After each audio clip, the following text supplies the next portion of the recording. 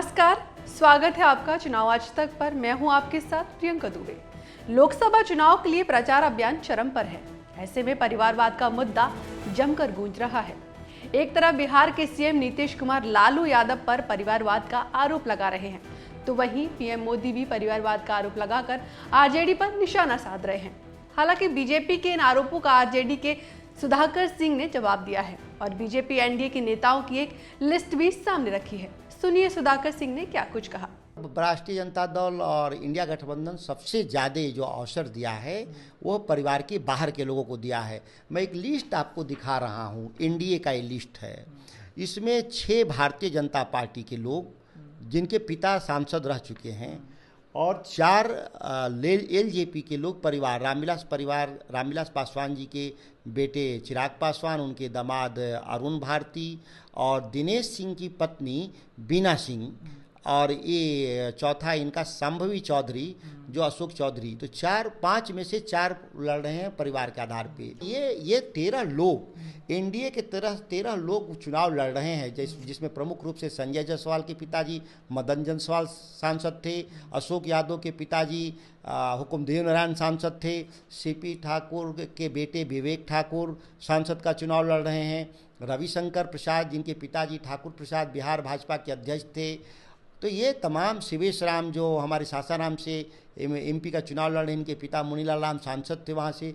तो उस मुकाबले में इंडिया गठबंधन के तो थोड़े से 2-4 लोग ही केवल परिवार से आते हैं। इस तो एनडीए के लोग 13 लोग आते हैं जो परिवारवाद के विरोध में जिस पार्टी को चलाने का वो दम्भ भरते हैं मोदी जी और अमित शाह। उन पार्टी के 40 में से 13 लोग के पिता सांसद थे जिनको चुनाव लड़ा रहे हैं।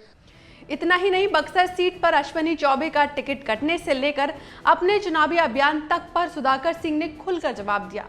उन्होंने अश्विनी चौबे को डिजास्टर बताते हुए कहा कि वो अपनी पार्टी के लिए चुनौती है। अश्विनी चौबे माहौल को खराब करने वाले लोगों में से एक है। सुनिए उनका बयान। सर्वे में साफ था कि सुधाकर सिंह वहाँ राष्ट्रीय जनता दल से बढ़त बनाए हुए हैं, तो भारतीय जनता पार्टी को लगा कि कोई हम नया प्रयोग करें।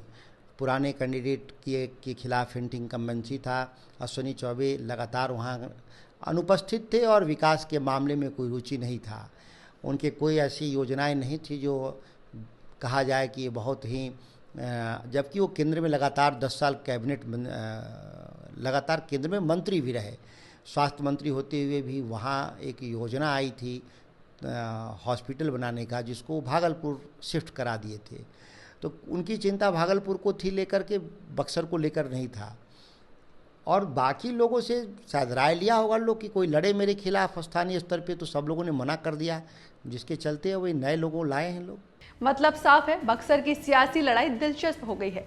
जहां बीजेपी ने अश्विनी चौबे का टिकट काटकर नए चेहरे को मैदान में उतारा है, ऐसे में बिहार आरजेडी के अध्यक्ष जगनानंद सिंह के बेटे सुधाकर सिंह कितना कमाल कर पाते हैं, ये चुनावी नतीजे के बाद ही साफ हो पाएगा। लेकिन इतना तय है कि परिवारवाद पर अभी और सियासी गर्माहट नजर आने वाली है। उम्मीद है आपको हमारा वीडियो पसंद जरूर आया होगा। यदि पसंद आया तो हमारे चैनल को लाइक और सब्सक्राइब जरूर करें। चुनाव से संबंधित तमाम खबरों के लिए देखते रहिए चुनाव आज तक। फिलहाल मुझे दीजिए इजाजत। नमस्कार।